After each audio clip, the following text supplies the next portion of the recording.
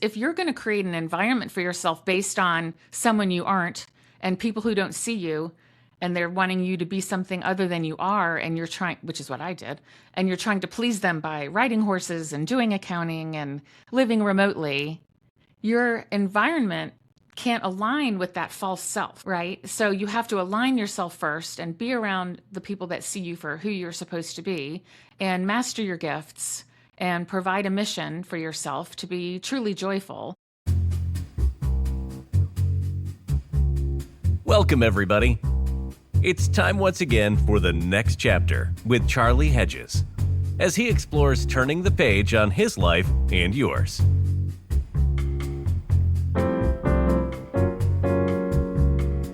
Hi, y'all, and welcome to the next chapter with Charlie. Our guest today is who I am calling the incomparable Kim Costa. And you will find out why in our discussion. Now, check this out. Kim won an essay contest on the Oprah Winfrey Show. Now, you've got to be a writer if you can win an essay contest on the Oprah Winfrey Show. So she wins this essay contest on the Oprah Winfrey Show. They want to film her in her home, but she won't let them film in her home because she did not feel that her home at that time reflected her authentic self. Since then, Kim has built a thriving practice helping people manage life alignment issues, and also created the Wheelhouse method to help others navigate their own transitions. All of which led to her new book, Live in Your Wheelhouse. With that, let's bring Kim Costa on the show. Kim, welcome to the next chapter with Charlie. Thank you, Charlie. I am so glad to be here. I can't wait for our conversation. Yeah, we had a fun conversation the other day. I always, I say this every week. It's so the listeners are getting tired of it. I wish I record that conversation because that conversation was so good. Yeah. It was just so fun chatting with you. But let's begin with this. I am curious that it was 2022, so it wasn't that long ago. And you felt that your home failed to represent the authentic you. Tell me about that. How does that happen? Well, actually it was 2002. So what did I say? 2000. Oh, it wasn't 22, it was 2002. Yeah, so almost 25 years ago. That's a big correction. I've had this one. I was like, I don't think I could have changed my life that quickly. That I needed 15 years to think about it and 10 years to complete it. Got it. So tell me, what was it? What was it about that home that failed to represent the authentic you? Well, so when they asked to come film, I was in a walker, could barely walk, was in pain, had a 40 acres to take care of and horses and children. And I was barely recovering, just on painkillers. And there was absolutely no way I was going to be able to get the home ready, get myself ready, and let millions of viewers into my home. And I was like, with the Oprah, it's going to be millions of viewers. It's going to be millions of people, me exposing my, my, who knows if I would have had house slippers on. So, it wasn't. But you could write. You could write because you wrote an essay. So that's what happened is because the home was very remote, and I'm an extrovert, so that didn't fit. I love having people to my house, and I don't like a lot of routine activities. I like a lot of variety and things like that. I think we talked about the other day, I'm an ENFP, and that is extroverted, intuitive. The Martian, the person with no boundaries. Extroverted, intuitive, right? Feeling, and no boundaries. P means no boundaries. That was me. I exhausted myself. I did what everybody else needed me to do. I moved to the remote farm, even though I knew I liked to be around people and that I really didn't want to maintain and do the garden I did. It looked great. It's what everybody aspires to in my community, to have a lovely 4-board fence horse farm that looks like it should be on the cover of Southern Living. But I was tired and bored and lonely and overwhelmed and doing all the wrong hobbies even. right, the way I broke my back was right Tired north. and bored and overwhelmed. Those are Yeah. like the three worst words in the dictionary. Don't you think? Yeah, Yeah. and I'm not a lazy person. It's just it was doing the same thing, mucking out stalls over and over again. Just cleaning the dog's muddy paws because we had acreage like 5 times a day, and which I loved my dogs, but it was just, and then driving my kids 40 minutes to school, driving an hour and a half to work, getting to the grocery store, which was half an hour away. And it was just eating up my time. And so the house didn't fit. So when I broke my back and I was stuck at home and I couldn't drive anywhere, I was like, oh gosh, I have all this free time. So I started writing again. And that's when I wrote the Oprah Winfrey Show. Oh my goodness. Yeah. That's amazing. You've got a new book. Yes. So we're going to get to test your writing. Okay. And we won't get to do it on the show, but we all get to do it after the show. Yes. And that is life. I'm looking for the title and missing the title. Yeah. It's here. Live in Live your in your wheelhouse. wheelhouse. Yes. Yeah. You can get it everywhere. And actually, I think it's written okay. I've gotten some good feedback. And one of the recent reviews said, well written, ! And I was like, yay. I know, to a writer content doesn't mean anything, but is it the well style written? is everything. Is it well Are you written? intrigued? Did it make you laugh? Did it make, did it give you some emotions? Yeah. So now you have a home that represents you, that you feel like represents you, that you're comfortable with. What is the difference? I mean, besides a remote, what is the difference in the homes? Here's the best part. I've said this several times this week, just to people I know. I love where I live. I live in a little area called Crabapple in Georgia, and it's in between Alpharetta, which is kind of fancy and bougie, and then to the south is Roswell, which is kind of artsy and more liberal. So you said like a little more like come as you are, and then there's Milton, which is also kind of fancy, but in a horse farm kind of way. And so I live right in the middle, and I can get to any of those towns within 5 to 10 minutes. So I have my variety. Okay. Right. I love my variety, and I can go, where do we want to go tonight? Let's go here and listen to music, or let's go there and have sushi, whatever it is that we want to do. And so it's a cottage. So it is not humongous like some of my former homes have been, quite large. It still has. So does a cottage refer to its style or to its style? size? Both. So it is, 4,000 square feet, 3,800 square feet, which is moderate for my area. And, many of the homes that I sell are 10,000 square feet, Okay. Okay. And so it's fairly moderate. It's an enclave of cottages that go in a circle with a park in the middle. Love that. Very quaint. Buddy, I got to tell you, anybody that calls a 4,000 square foot house a cottage lives in a whole different neighborhood. Cali, yeah. You live on the other side of the tracks, the good side of the tracks. I can imagine that'd be millions and millions of dollars in California. So, yeah. Oh yeah. Yeah. And it's not that in Atlanta. I thought. Oh no. I would dare say our home is under $1 million. Oh my goodness. And we're in a very nice area. We're in like one of the nicest zip codes in Georgia, if not the nicest. And so you just get a good value here, right? And so somebody maintains my yard. I have, I love gardening, but I want perennials that bloom every year without me replanting them.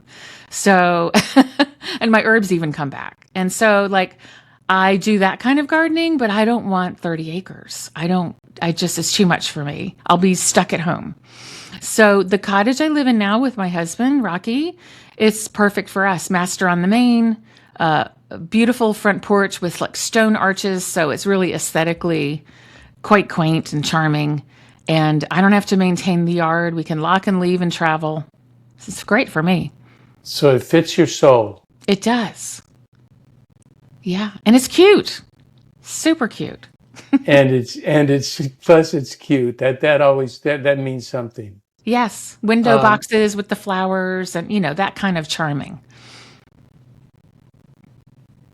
how that's wonderful. And it's Yeah. so if that fits you, that's what's really critical. Right.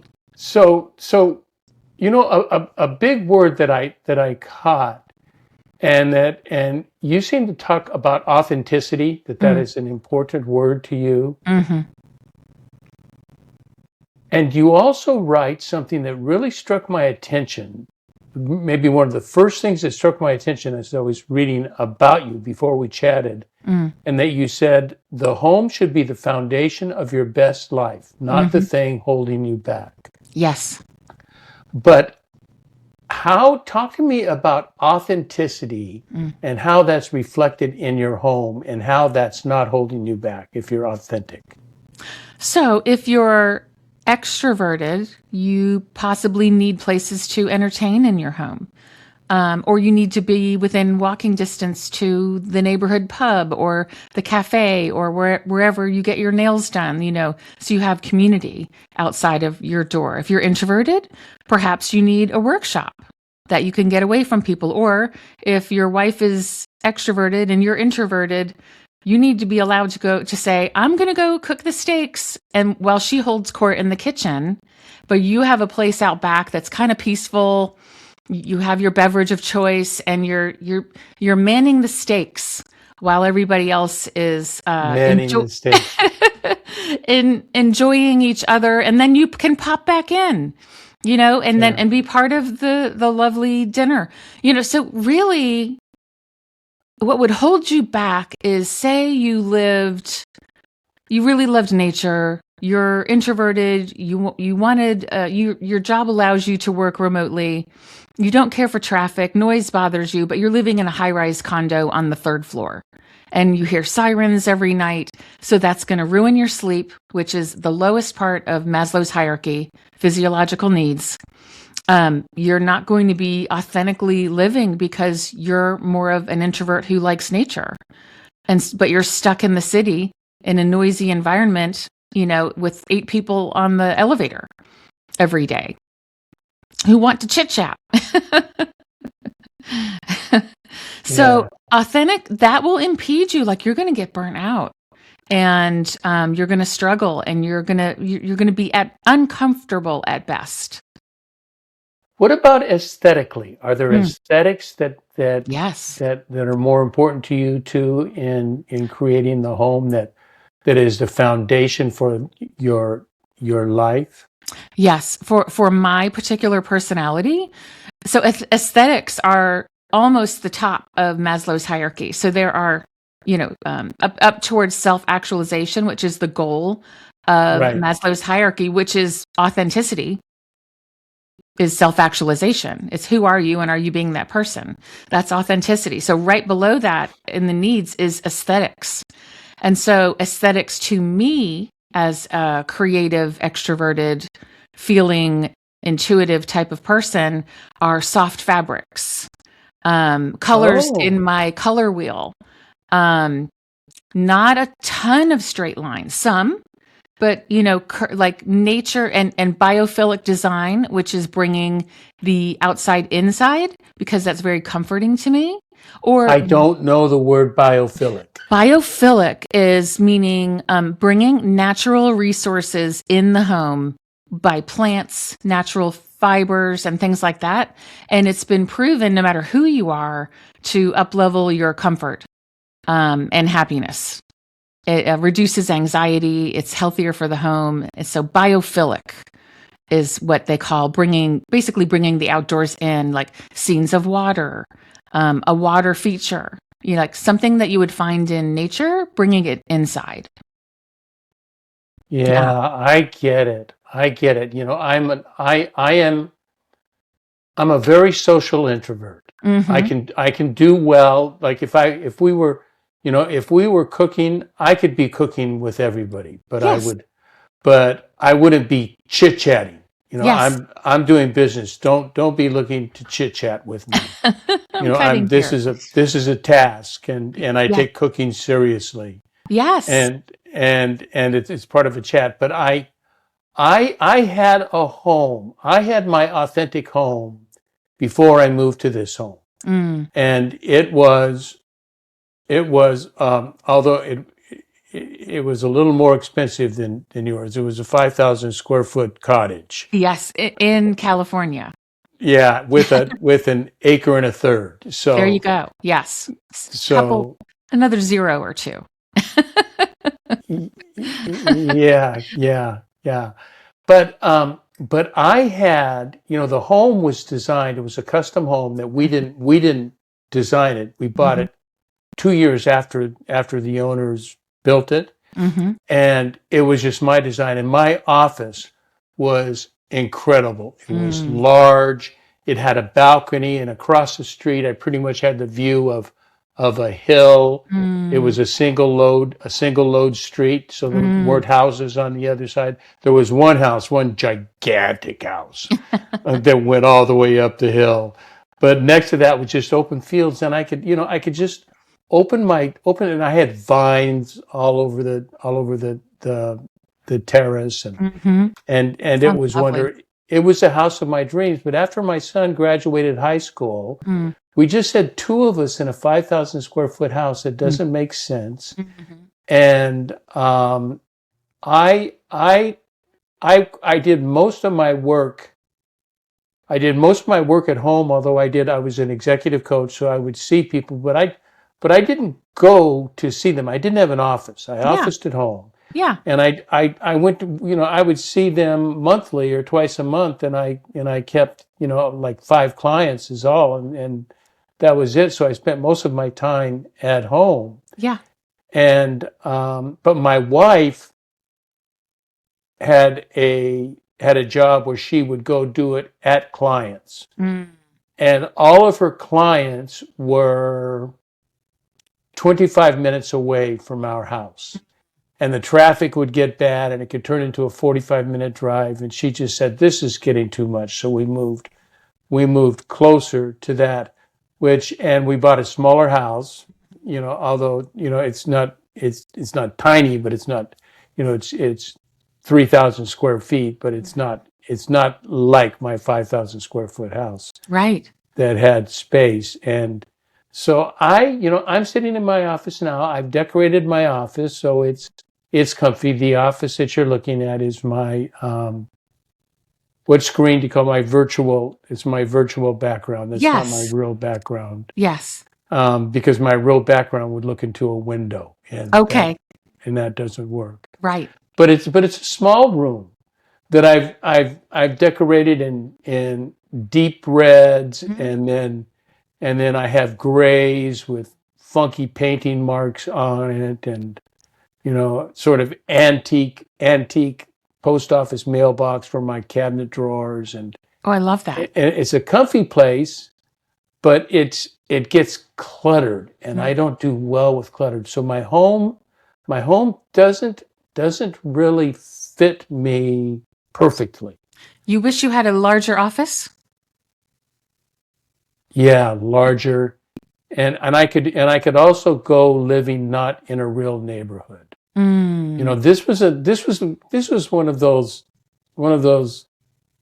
sort of glitzy gated communities. I mean, it was so gated it had a guard. Yes. So Yes. it didn't just have, there was a guard gate, and there was 25 feet between every house, and Mm. they all had property. They had big front yards and large backyards. Um, now we're on a 6,000 square foot plot. Gotcha. And Without the view you had, I'm assuming.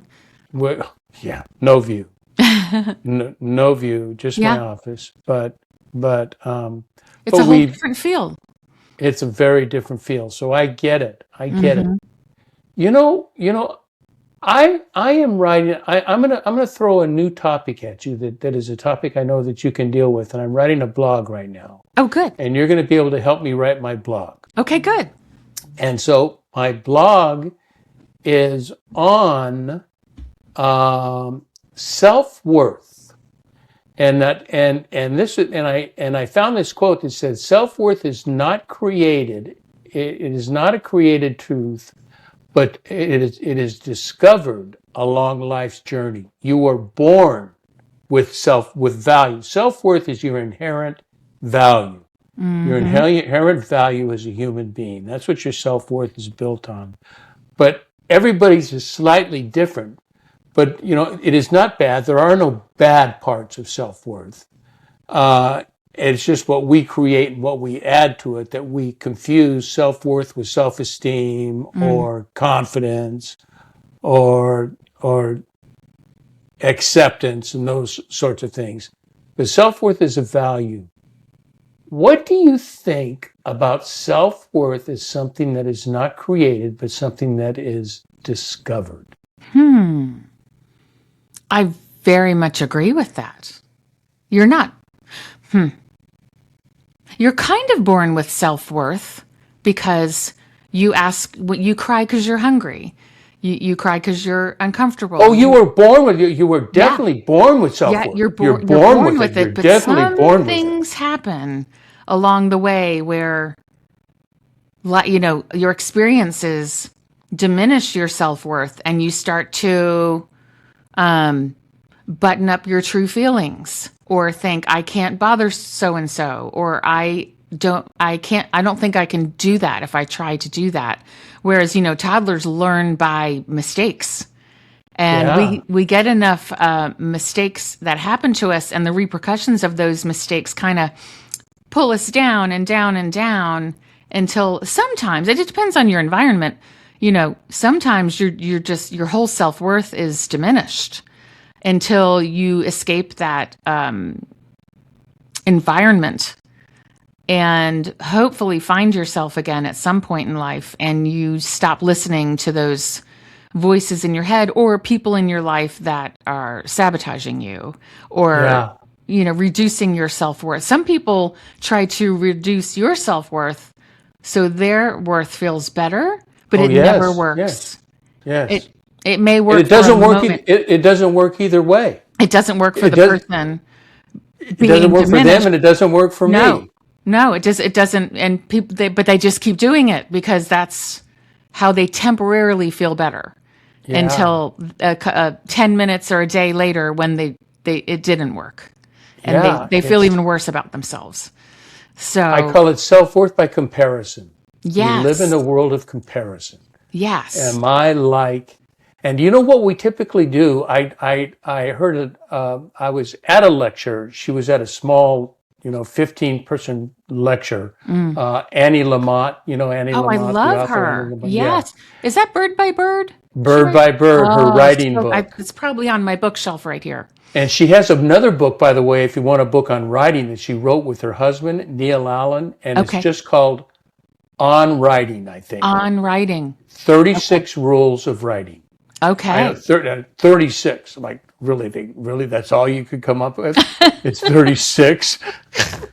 But it is so good. Oh, I can't wait to read that. I mean, it is really, I read it as pleasure reading, not as reading an instructional book. Okay, I want to put that on my list. But Annie Lamott said, what we do is when we compare ourselves with other people, we are in the habit of comparing our worst selves with their best selves. Yes.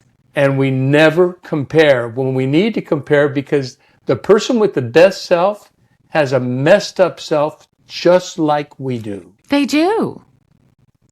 And and if you're, I'm on social media, but I try not to fall into that trap, because I realize someone may look at me and say, "Oh my gosh, she wrote a book. She's a good writer. I'm not a good writer."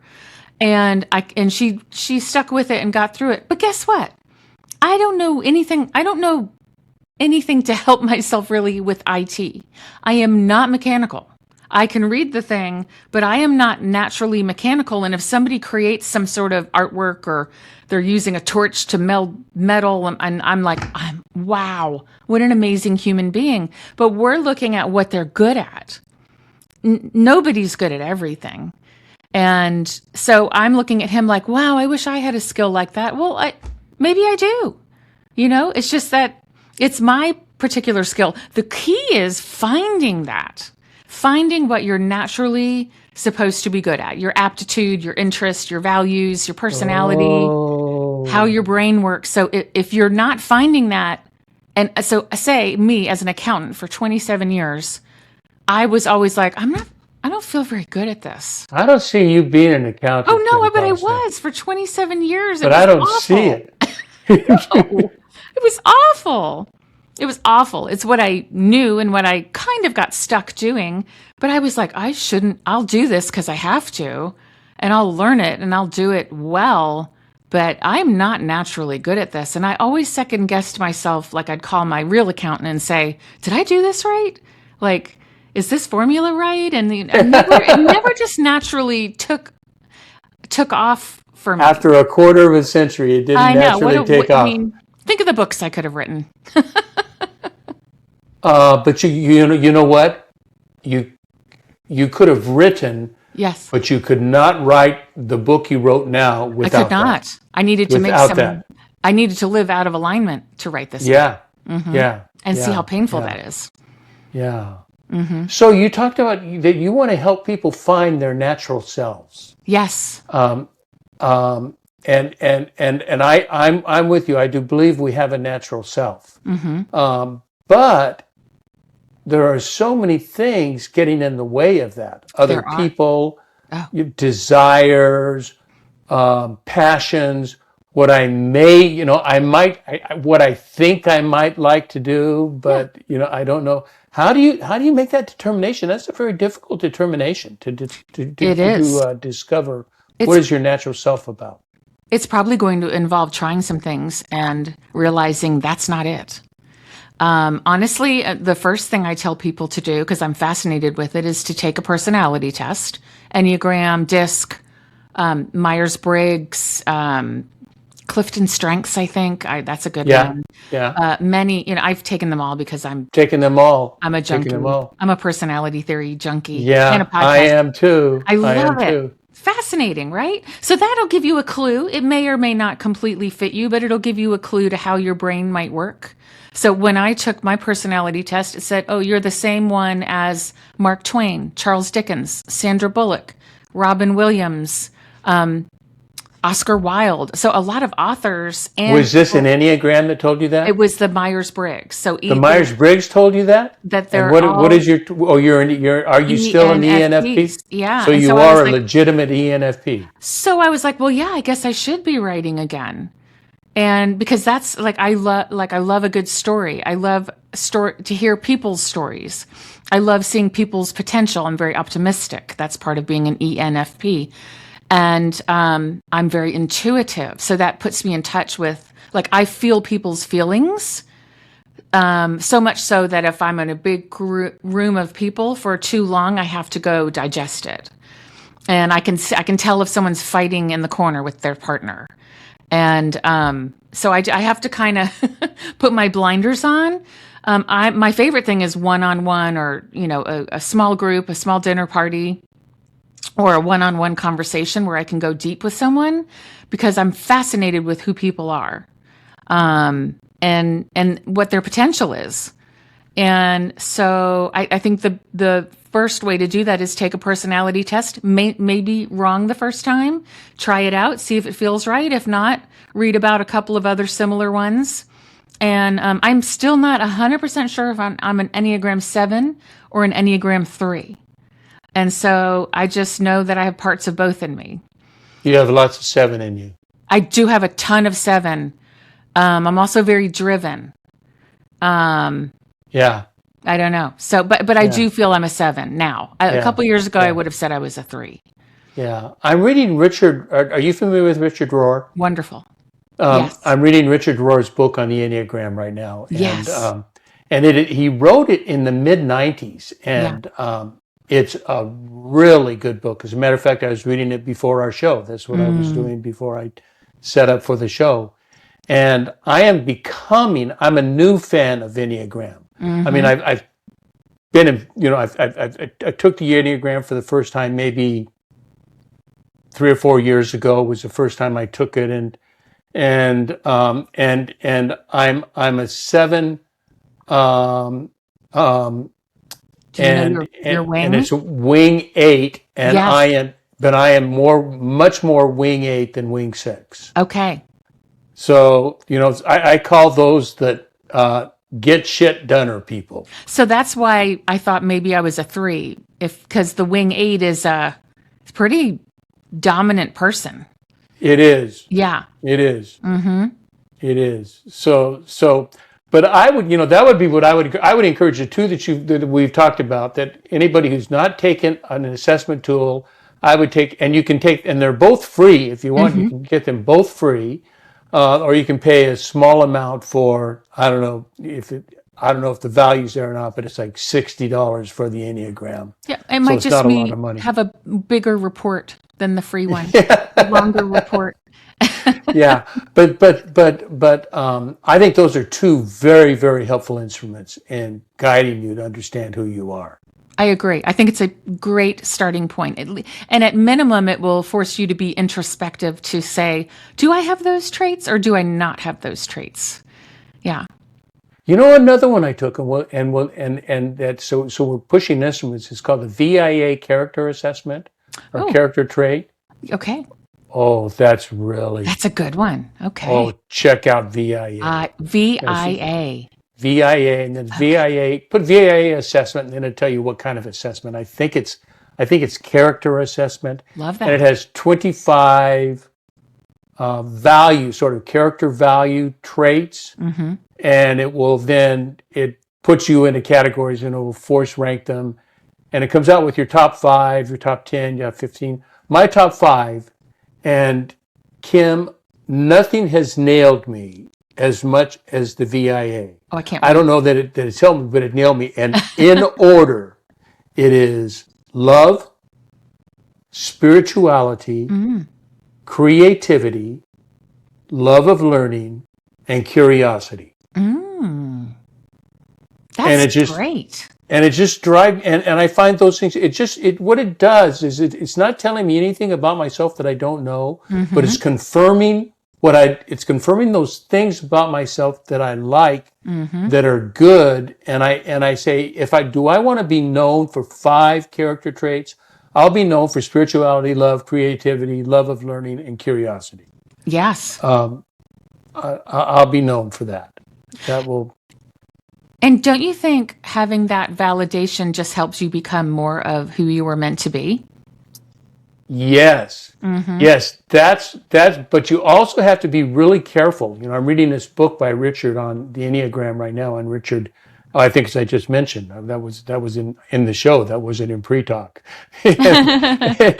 and one thing Richard said for the Enneagram, don't take it before you're 30. And yeah, it's about life experience, isn't it?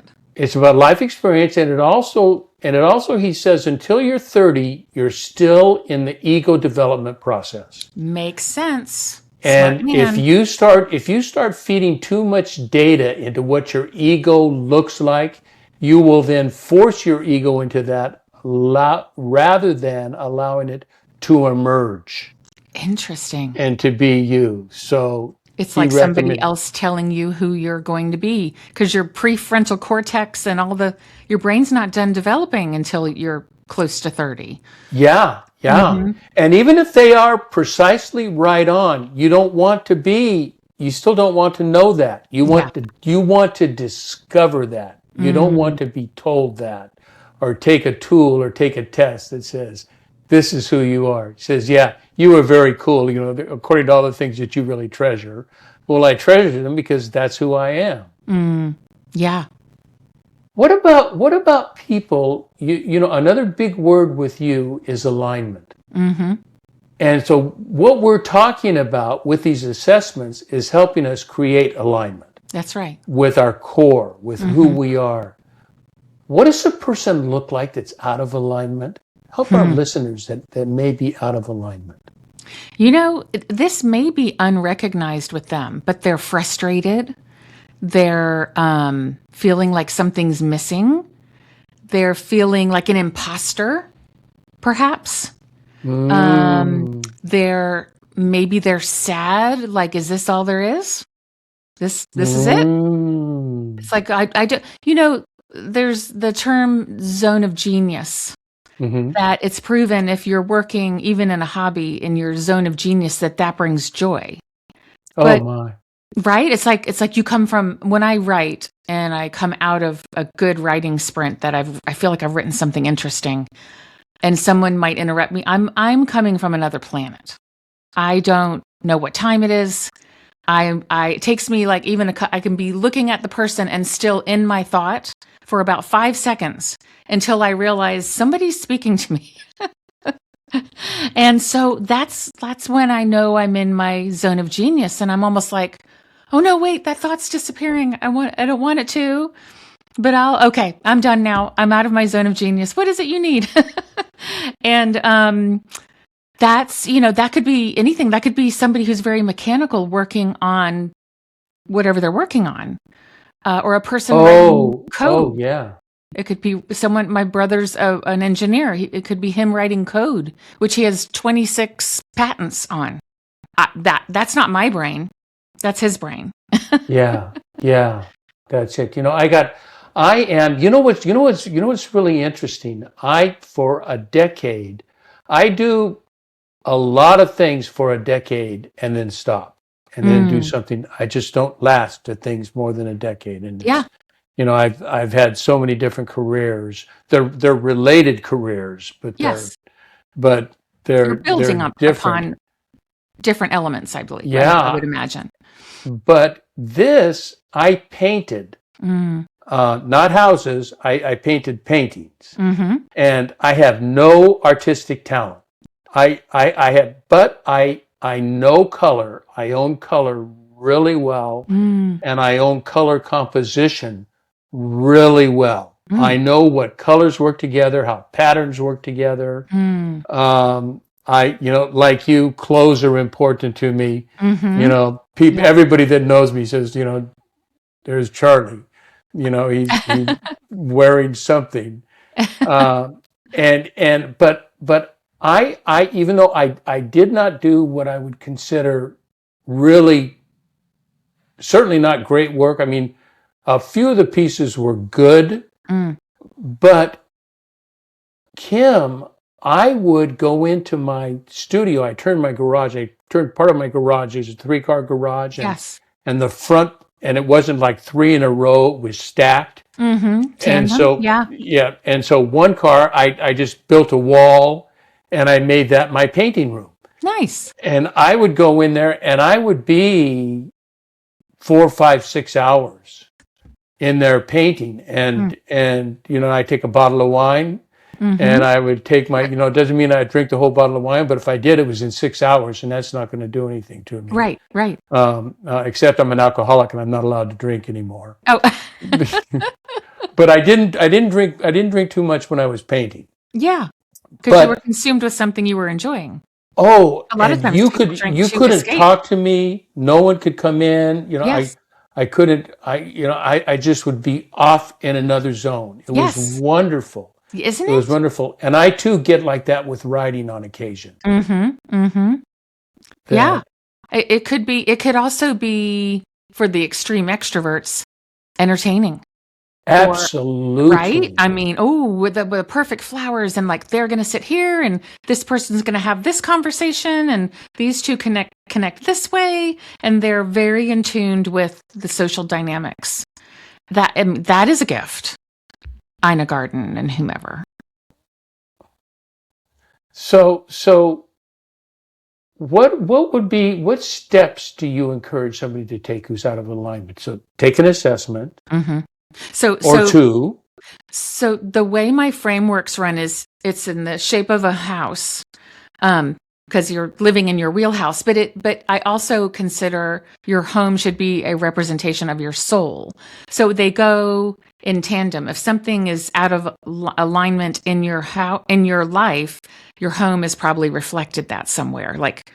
So the 4 M's, which are at the bottom of the house, the foundation, just like if a house foundation has a crack in it and it's off kilter, the rest of the house is also going to be off kilter.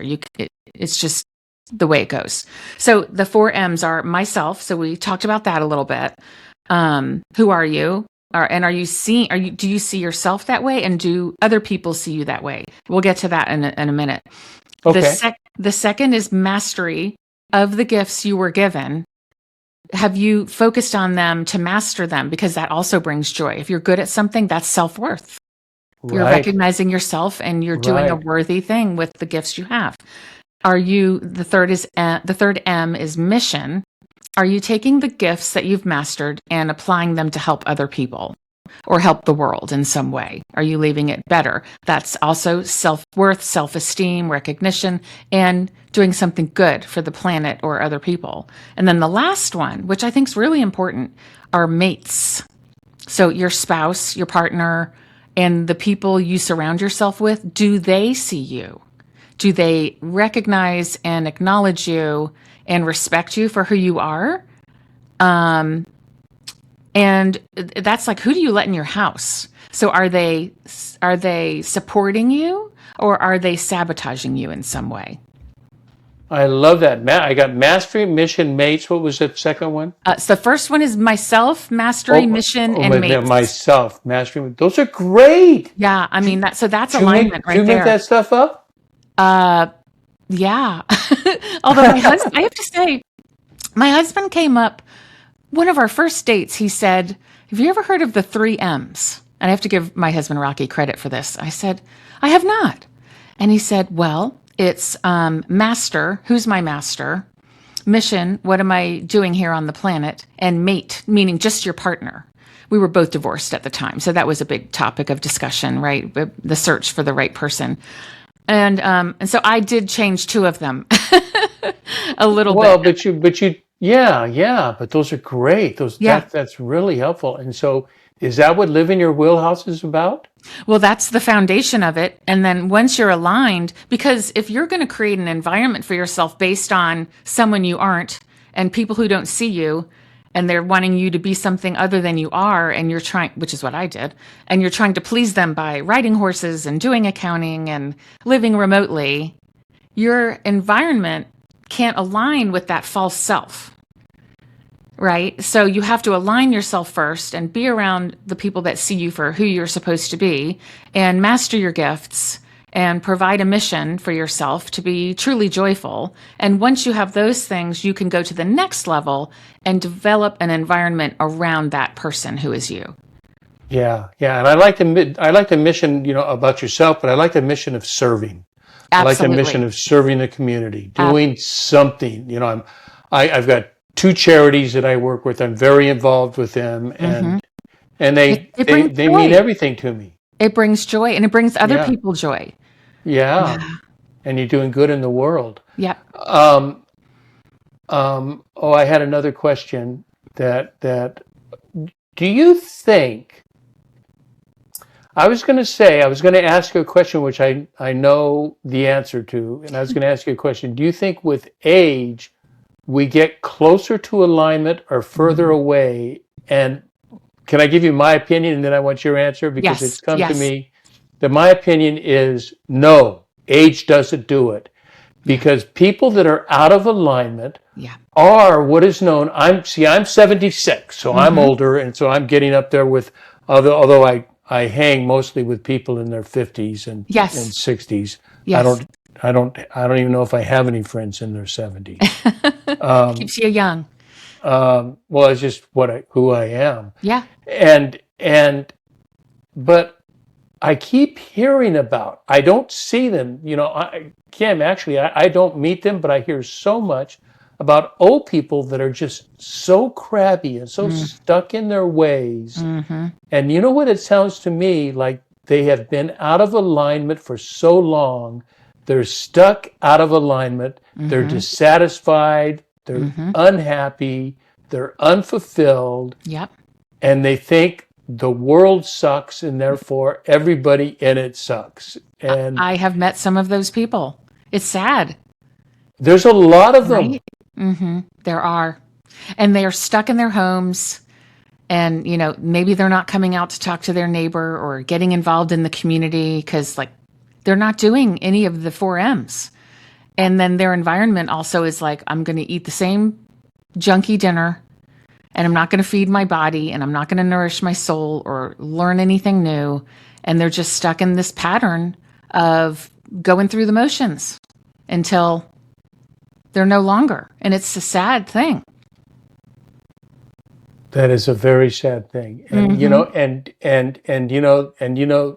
what's even sadder is you don't have to be old to be there. Oh gosh, you're right. There's a lot of younger people, I don't mean in their 20s and 30s, because you're still discovering, you don't know what you are, but 40s, 50s, 60s, I see a lot of stuck people that just, you can see it in their eyes. I met I want to say a young man. I would say he's 40 today. He's a handyman helping me. And I was trying to engage him in a conversation. He's helping me fix something in a beautiful home. And I was very appreciative that he could come do it. And I was ready to engage in and he was just dead. He was just like dead in his eyes. And I was like, hey, I was like, I know you're in there. I'm like, I'm going to make this guy smile. The curse of the Costa house. And we were at this beautiful mountain house, and I went outside because that I'm selling. And I went outside and I sat in a chair, and there's a beautiful view, and the birds are chirping, and it's a beautiful day here. And I was like, oh my gosh, I'm going to sit out here, and I'm going to make him come outside and see this beautiful view. He's got to come out here to get me, to show me his work when he's done. And so he did. And I'm telling you, he smiled. He, like, for just a second, he made a joke and he smiled when he came outside. It was like so pretty. And so that's like I was like, was something going on with him? Is there been like a death in the family? I mean, he's just he's like not there. And I got him to make a joke, and I was like, I'm gonna call him again, and I'm gonna make him come do something else. Oh, way to go. But he just was so young, and I was like, what? And he was kind of dark under his eyes, And I was like, what's going on with this guy? Like, I'm about to cry. I'm telling you, I feel people's feelings, and I'm like, something's wrong. He's lost. And he's so young. I'm tempted to say, there is, even though I just said you don't create self-worth, you discover it. But you can,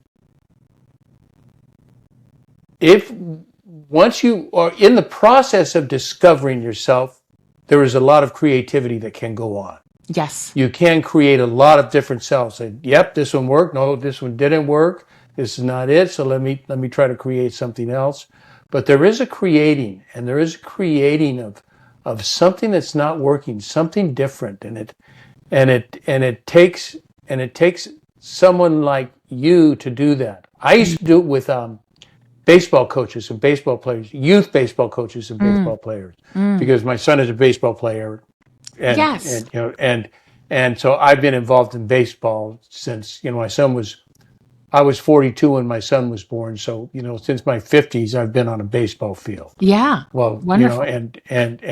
But the impact of coaches and seeing the way I coached and seeing the relationship I had with the players, which was, I'm very old school as a coach, so I'm very stern. 12-year-olds would get an F-bomb.